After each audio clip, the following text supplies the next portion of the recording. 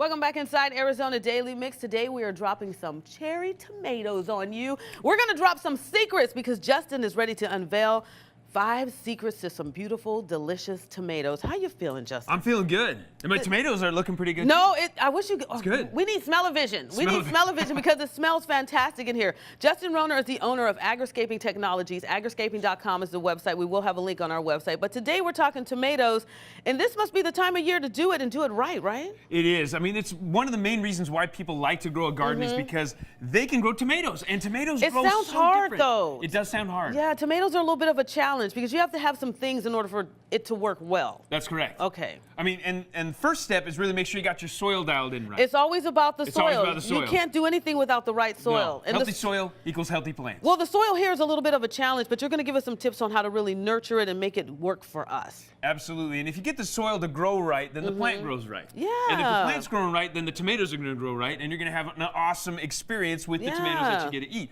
So one of the main things, if you want to avoid the worst problem with tomatoes, it's blossom and rot. Have you ever found a tomato that had this black at the bottom of it? Oh, no. Oh, it's disgusting. It's terrible. And anybody that gardens knows that this shows up on a regular basis. Okay. If you got the soil wrong. Oh, see, there's a method to the madness. There's a method to the madness. It's a science. It is a science. But once you get it down, it'll be no-brainer. No-brainer. Yeah. Very easy. So the main ingredient that we have in a lot of the additives that we want to put in that have the pictures of tomatoes on a lot of organic sources. One of my favorite ones is this one. It's actually just bone meal. There's a lot of different varieties out there. Yeah. And with the bone meal, it's got a lot of calcium in it. And that calcium actually is what helps support the base and the growth of the tomato from the blossom end so that it won't rot from the inside out. It's a calcium deficiency. If you got tomatoes with blossom mineral, it's a calcium deficiency. You can fix it quickly by doing a foliar feed, mixing some of this type of stuff in with water, spraying it on the leaves. It soaks right in the leaves, and it'll stop it from that point forward. But it's best to just get it in the soil to start with, and that's way better to go that route. Everything starts with the soil. Starts with the soil. Let's talk about the variety because there's so many different types of tomatoes out there that you can grow. And, you know, you want to experiment so you can have a variety to sample, try, and then, you know, put into all your dishes. Right, and there's so many different types of tomatoes. There's hundreds and hundreds of types of tomatoes. Some of my favorite ones, especially here in Phoenix, Early Girl's one of the first ones we put in. Takes only Early Girl? Yeah, Early Girl. First one to start really producing. It's only about 50 days to production, which is really nice. Oh, that's not bad. Then we got different varieties of Roma tomatoes, beefsteak tomatoes. Those ones you want to make sure are already a pretty large tomato. Now, if you're looking for the heat-tolerant tomatoes, one of the most heat-tolerant ones is the yellow pear tomato. Ooh, and it sounds good. Or the cherry tomatoes. Usually the smaller the tomato, the more tolerant it is to the heat. There's also ones called the Phoenix and other heat-tolerant ones that work really well. And then if you got a patio, you're going to probably want something that is a hybrid bush variety tomato that stays short and small. Wow, so this is fantastic. So this is a great way for you to have variety and just try some different options. Correct. And we also want to have a healthy start. So there's some things that you have to do to maintain it so they blossom, so you can see some results for all your hard work. So where do we even begin with that? So if you start with a plant that is a good size start, you know, this is a good size start. I want at least 12 inches this time of day or this time of year because I want to make sure that I'm not starting with my seeds. Even though on the back of the package it says to plant in March, these things will take 80 days to production, and that puts you in the hottest part of the summer.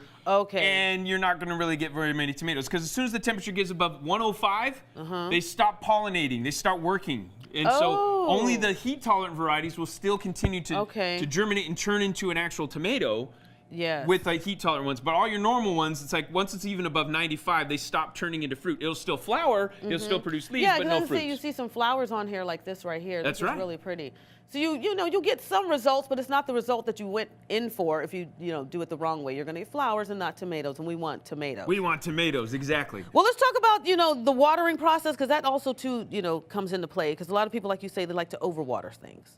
And we don't want to overwater. Well, and one of the cool tricks is with all tomatoes is one of the things you can overplant these guys. So if I have a start that's this big, I'm literally going to pinch off the branches and actually deep plant this thing. So this is a cool little trick that you can do.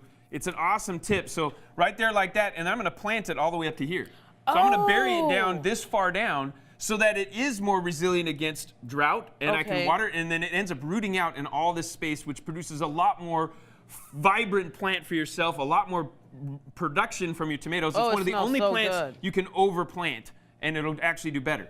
Wow, well, you got about 30 seconds, so I want people to know you need to go to his website because he also has tours that you can come out to your house and you got things that you can provide for people so they can get hands-on experience. Agriscaping.com. Check us out.